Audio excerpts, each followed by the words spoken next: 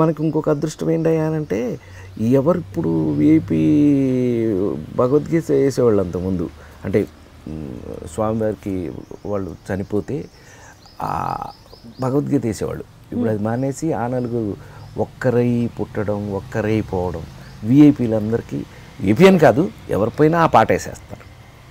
So గమ్మత్తు extremes కదా ఇవన్నీ. ఒక మనిషి ఒక కళాకారుడి జీవితంలో ఇలా మిగిలిపోతే అది నిజంగా గొప్ప విషయం. Thanks to the people who అది తయారు చేసిన వాళ్ళకి ఆ క్రెడిట్ చెందుతుంది. ఆ పాత్ర మళ్ళీ ఆ పాత్ర కోసం లిరిక్స్ రాసిన పర్సన్ అద్భుతం అద్భుతం. చైతన్య ప్రసాద్ అని లవ్లీ ఫిలం చాలా అద్భుతంగా రాశారు. చాలా బ్రహ్మాండంగా చంద్ర సిద్ధార్థ డైరెక్షన్లో చాలా బ్రహ్మాండంగా చేశారు. అవన్నీ మెమరీస్ కదా, గుర్తుంటాయి, గుర్తుండిపోయి. ఇప్పుడు అదే చెప్తున్నా, సినిమా చేయటం ఒక ఎత్తు అయితే గుర్తుండిపోయే సినిమాలు చేయటం ఒక ఎత్తు. అది నిజంగా ఏ కళాకారుడికైనా అది అదృష్టం అని నేను అంటాను. మనకంటూ కొన్ని సినిమాలు చెప్పగానే గుర్తుండిపోయేటట్టు ఉన్నాయి. చివరికి మిగిలేదు అదే కదా. మనం పర్మనెంట్ కాదు, మనం పర్మనెంట్ ఉన్నాం. జ్ఞాపకాలే జ్ఞాపకం ఇన్ ద సెన్స్ ఆ సినిమాలో అని అందరూ దాన్ని కోఆర్డినేట్ చేసుకోవటం జీవితంతో, మనతో దాన్ని రిలవెంట్ చేసుకోవటం, అది అలా కొన్ని మిగలటం అదృష్టంగా నేను అనుకుంటాను. అదే అదృష్టం. మనం డబ్బు ఎంత సంపాదించినా మనం పట్టుకెళ్ళే పెట్టేది కదా. పొరపాటున కూడా ఇంతవరకు ఎవడో ఒక రూపాయి తీసుకెళ్ళినట్టుగా నేను తెలుసుకోలే ఇంతవరకు. సో అందుకని అది పర్మనెంట్ కాని దానికోసం ఎందుకు వేస్ట్. ఇప్పుడు మనం ఏదైనా పర్మనెంట్ వాటి కోసం ప్రయత్నం చేయాలి. సార్ ఇప్పుడు ఎవ్రీడే కంపల్సరీ ఏదో ఒక ఛానల్లో రోజు నేను మిమ్మల్ని చూస్తాను.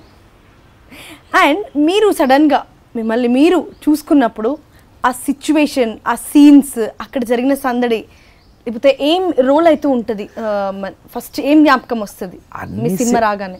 ఎట్లా అంటే జీవితంలో మనకు అన్ని ఇన్సిడెంట్స్ గుర్తుండకపోవచ్చు, కొన్ని మాత్రం గుర్తుంటాయి మనకి.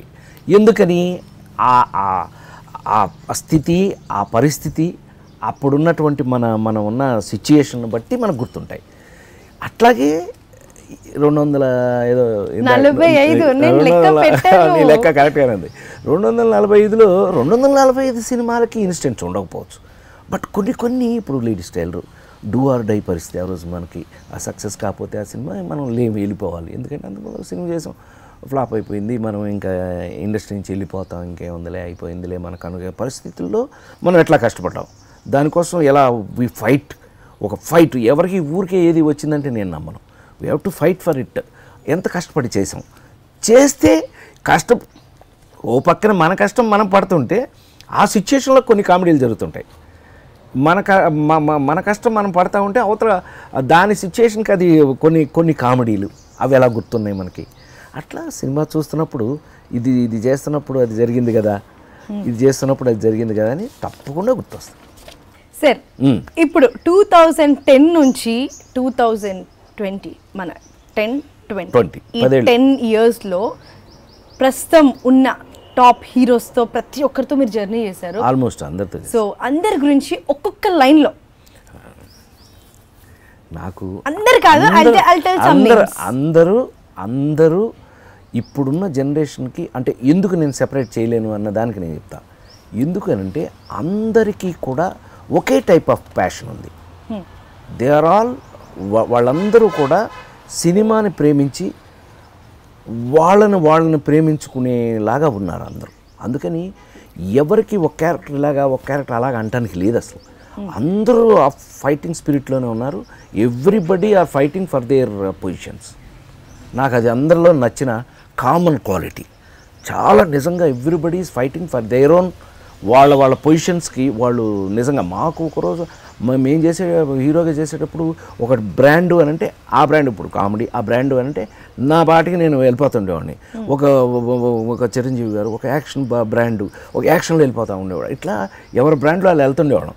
ఇప్పుడు అదంతా లేదు, ఆల్రౌండింగ్ వేసి కొడుతున్నారు బ్రహ్మాండంగా. మీరు చిరంజీవి గారు అనగానే నాకు మన మెగా సార్ ఒక పాయింట్ గుర్తొచ్చింది. మీరు సార్ రూమ్మేట్స్ అని విన్నాను, అది నిజమా కాదా? మేము రూమ్మేట్స్ కాదు, ఒకే ఇన్స్టిట్యూట్, ఫిల్మ్ ఇన్స్టిట్యూట్ ఒకటి. కాకపోతే రూమ్మేట్స్ కన్నా ఎక్కువగా కలిసి ఉండేవాళ్ళం, ఎప్పుడు కలిసే తిరుగుతుండేవాళ్ళం అందరం. వెరీ డాడీ సినిమా అప్పటి నుంచి. నో హిట్లర్ అంతకు ముందు చాలా అసలు మంచు పల్లకి అందరం కలిపి చేసింది మంచు పల్లకి ఫస్ట్. చిరంజీవి గారు, నారాయణరావు గారు, సాయి చందు, నేను అందరం కలిపి 5గురం కలిపి చేసింది అసలు ఫస్ట్ వంశీ డైరెక్షన్ అది మంచు పల్లకి. మరి సో మీ దగ్గర మీ ఎవరికి తెలియని సీక్రెట్ నా దగ్గర ఒకటి ఉంది. ఎక్కడ పట్టేసావు? పట్టేశాను. అండ్ అది చెప్పాలంటే కాస్త ఆగాల్సిందే. అండ్ ఏంటి సడన్ గా మీరు కౌబాయ్ ఉన్నట్టుండే కదా. కౌబాయ్ అంటే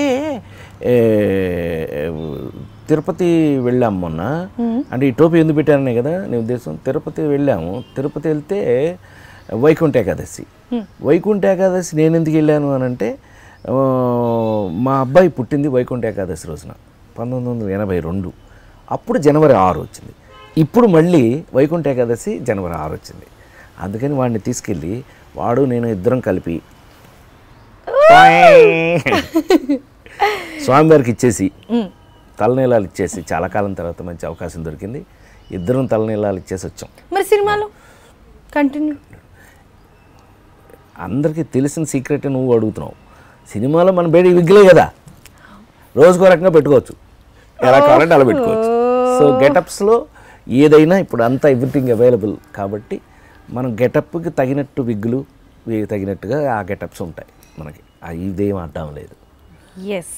సో తిరుపతి అన్నారు. ఇప్పుడు నేను తెలుసుకున్న సీక్రెట్ కూడా తిరుపతికి సంబంధించిందే. ఏమనుకుంటున్నారు నేను తెలుసుకుంది? తిరుపతిలో నాకు సీక్రెట్ ఏముందబ్బా? ఏం సీక్రెట్లు ఏం లేవు. అందరికీ నేను వెళ్ళినా అంతా లైన్లోనే మామూలుగానే వెళ్తాను, మామూలు భక్తుడినే. ఏముంది స్పెషల్ అబ్బా? చెప్పు, పోనీ నీకేమైనా తెలిస్తే చెప్పు. చాలా కష్టపడి తిరుపతి వెంకన్నకి కూడా పరీక్ష లాగా రీసెర్చ్ చేసి అక్కడ ఉన్న వాళ్ళని కాంటాక్ట్ అయ్యి అది నిజమా కాదా అని మాత్రం ఎంక్వైరీ చేస్తే వైరల్ అవుతున్న న్యూస్ నిజమేనండోయ్ అని తెలిసిపోయింది. So this is the thing. Telugu film ఇండస్ట్రీలో ఉన్న world film industry okay correction world film ఇండస్ట్రీలో ఎవ్వరికి లేని కాటేజ్ మన తిరుమల తిరుపతిలో తిరుమల తిరుపతి పైన కాటేజీ. అది భగవంతుడు ఇచ్చినటువంటి ఏడుకొండలో వాడు మనకి ఇచ్చినటువంటి భిక్ష. అది ఏంటంటే అది అనుకోకుండా ఎక్కువ తిరుపతిలో షూటింగ్లు చేస్తుండేవాడిని కదా. ఎక్కువ తిరుపతిలో షూటింగ్లు చేస్తున్నప్పుడు అక్కడ ఆటోమేటిక్గా మాట వెళ్తే పైకి నడుచుకుంటూ వెళ్ళిపోవటం. నేను గూడూరులో చదువుకునే రోజుల నుంచి తిరుమలకి వెళ్ళి రావటం అలవాటు బాగా నాకు. సో అనుకోకుండా అక్కడ నాకు మంచి ఫ్రెండ్స్ డాక్టర్ శివప్రసాద్ అని ఎంపీ, చిత్తూరు ఎంపీ చేశారు మొన్నటిదాకా.